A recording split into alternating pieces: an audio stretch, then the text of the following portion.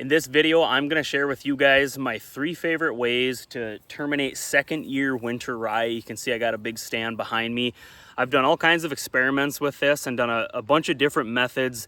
These are my 3 favorite, and at the end, number 3, I'll share with you guys my absolute favorite way to deal with second year rye, and that's actually how I'm going to take care of this one this year, so stick around for that for number 3. The first way that I like to deal with second year rye, like this behind me here, is just to let it stand all summer and then just run a disc through it. Now I run a really small operation here. I have about just under 2 acres of food plots, so I just use a 4-wheeler. I got a Honda Rancher 4-wheeler and an ATV disc, and it works really slick. You can let this winter rye just stand all summer. Does an incredible job suppressing weeds all summer. It has the allelopathic property where when you get a full stand of winter rye like this behind me, those weeds will actually, or the rye will actually suppress and snuff out competing grasses and broadleaf weeds. It's really incredible. It just does a fantastic job with that. So because you have, if you look down in your stand of second year rye, there's going to be a lot of exposed soil from last fall because that rye didn't allow that grass and weed competition, and that's where the teeth or the blades of your disc can bite into that soil and help to, expose the roots of this rye. And then also, if there'll always be some weed competition to some degree in your field. I mean, some years are better than others. I have a lot of really good years with my rye out here, but some years you get thin spots in the rye and you'll get a bunch of competing grasses and weeds. So stuff to watch for, but that disc will bite into that exposed soil and do a really good job. Like the stage this is at now, that disc can just run right over this and knock this rye down, spin some dirt up with it. It's not like a mower. You do run a risk of that mower blade binding up with all of this rye wrapping around it like rope. You don't have that with the disc. It's just it's a fast way to terminate it, and it gets you that soil exposure so you're ready to plant your next crop. One thing I should mention too is with winter rye, if you want winter rye in your same location again next year, just let your stand go to viability. And all you got to do there is just let it stand on the stem, just like this is, long enough so that that seed becomes viable, and you'll know it's viable when it starts to harden off. So if you do not want winter rye in this same location next year, you just want to make sure that you're terminating it in the dough stage or earlier. How do you know it's in the dough stage? You can just grab these little seed heads, and when you pinch them and a gooey kind of dough-like substance comes out of it, that means it's still in the dough stage. As long as you're getting rid of it at that time or earlier, you're okay if you want to get rid of it. But like I say, in my case, I'm actually going to do winter rye in this area again this fall. So I'm letting mine still stand. And it's still doing a great job suppressing weeds. In the stand behind me, I actually overseeded clover into it last fall, so that's another video, but I have a second crop of clover coming up here. I got a few broadleaves in here. There's some milkweed and different weeds in here, a couple areas of foxtail. So, it's not AstroTurf perfect, this method, but it works really well. A disc would have no problem getting through this. Now, the second way that you can terminate this second year rye, and this is maybe more for the no-till guys, but that's just to roller crimp it down. Now, I actually built my own homemade roller crimper. It worked really well. I used a tree log. I made a video on it. Maybe some of you have watched it. I'll try to link that video somewhere in here, but you can just let this stand. Same thing. Do you want viability in the seeds or not? Make that decision. And then you can just roller crimp this down and flatten it down on top of whatever crop you want to underseed into it. Maybe you want to do rye again. You freshen it up with a little extra rye seed. You could mix in clover, oats, whatever you want to do, and then just simply roller crimp this down. This method I like, and it worked well, but the drawback to it was I had more weed competition in my fall plot when I did it that way.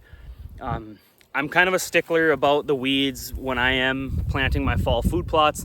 I want lush, grade A, really good food plots. I don't want to be dealing with a bunch of foxtail and different competing grasses and things like that.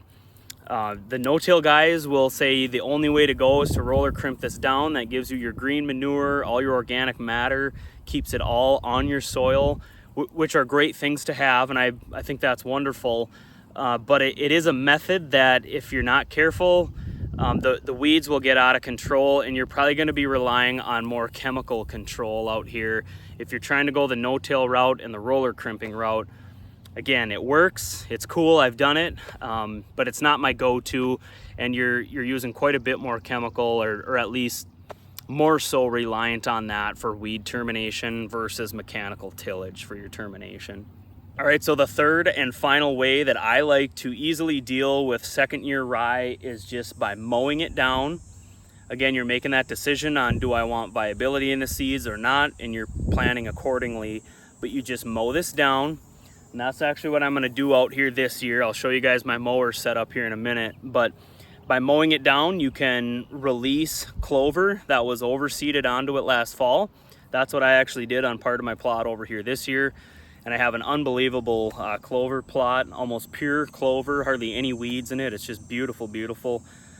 You can just let this sit then, the chaff. If I pan this way, you guys can see I did mow a few rows here. I was doing a test on some different clover, and I was curious what this would look like. But you can see how once you mow it down, you just have a ton of really good organic matter laying on the ground here. The clover's popping up through this really nice. But you can just leave this chaff now. That'll actually help to suppress weeds for a while. You can just leave it like this, and then you can plant your cereal grains in August or September, whenever you want to do that. You can, at that point, choose to disc it under and, you know, plant your brassicas and things like that. It just gives you a whole range of options by mowing this down. And I personally like to, even if I'm going to disc this under, I really like to mow it first, because that seems to just get these plants broken up and smaller in size. You got all that good like hay and basically like a straw mulch laying on top of your food plot, and you can just leave it like that for a big chunk of the summer. You can leave it like that for a month and just let that start to break down and decompose, and then you can make a decision on, do I want to hit it with some herbicide? Are you getting a bunch of grass competition, bunch of weed competition? Maybe you got to spray it. Or if it's done a good job suppressing grasses and weeds, maybe you just want to lightly disc it under and, you know, run out your seed, whatever your fall crop is going to be in your food plot, run that seed out, hit it with the disc real light, and call it a day. Cultipack and call it a day. In my case here, I'm going to let this stand behind me go for a while.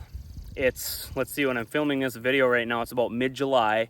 I plant my cereal grains, my rye, my oats, things like that, a little bit earlier than most people around the country. Reason for that is I'm so far north up here. Our first frost date comes earlier than for most other people in the country. And so I'm just gonna let this stand. I'm gonna let it continue to suppress weeds. And then I'll use my little tandem mower setup. It's a sweet little rig. I just got a little garden tractor with a mower deck on it. And then I pull a bush hog mower behind my little garden tractor with a power unit right on the bush hog deck itself. So I actually run the mower deck and the bush hog in tandem. So when I'm making one pass, it's really getting mowed twice. And I really like to do that because it just mulches the heck out of this rye, and that's what I want. And then it can just sit like that. I'm building organic matter. All that chaff is just laying there. And then I can make a decision come mid-August when I want to plant again. I can choose to, like I say, hit it with the disc, or maybe I got to spray areas or all of it. I'll make that decision as I get closer to planting. And then, like I said, on another part of my plot over here, I released a big area of clover, and it's just coming beautifully. Again, I just mowed that rye down and released that clover out. And it's just going to be a really beautiful clover plot for this coming fall. So I'm really excited about that. So there's a lot of things you can do with this second year rye. It's such a versatile plant. I just love it. The deer love it as well. So it's truly a staple in my food plot program. Let me know what you guys do down in the comments below. If you do any of these three methods, or if you do something different. There's lots of different things you can do here. Hard to mess this up, this winter rye. So let me know in the comments what you guys like to do, and hopefully you enjoyed the video. Take care, and I will catch you on the next one.